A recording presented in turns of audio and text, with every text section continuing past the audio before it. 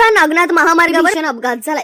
मौजे भोगाव पाटीजवळ भरधाव पिकअप वाहनाने समोरून जोरदार धडक दिल्याने एका तरुणाचा जागीच मृत्यू झाला, तर तिघे जण गंभीर जखमी झाले। हिंगोली जिल्ह्यातील सावा येथील विनोद गायकवाड, सुबोध भवर, सखाराम कराळे आणि शिवाजी भवर हे चौघे जण कारने छत्रपती संभाजीनगरकडे निघाले होते।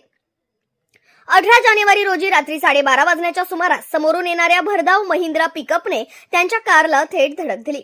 या अपघातात शिवाजी भवर यांचा घटनास्थळीच मृत्यू झालाय, तर विनोद गायकवाड, चालक सुबोध भवर आणि सखाराम कराळे हे तिघे गंभीर जखमी झाले असून त्यांच्यावर जिंतूर व परभणी येथे उपचार सुरू आहेत।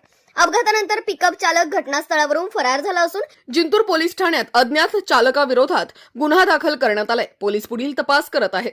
दरम्यान जिंतूर हिंगोली मार्गावर वाढती वाहतूक, भरधाव वेग आणि अपुरी प्रकाश व्यवस्था यामुळे अपघात वाढत असल्याची नागरिकांची भावना असून प्रशासनाने तातडीने उपाययोजना कराव्यात अशी मागणी होत आहे।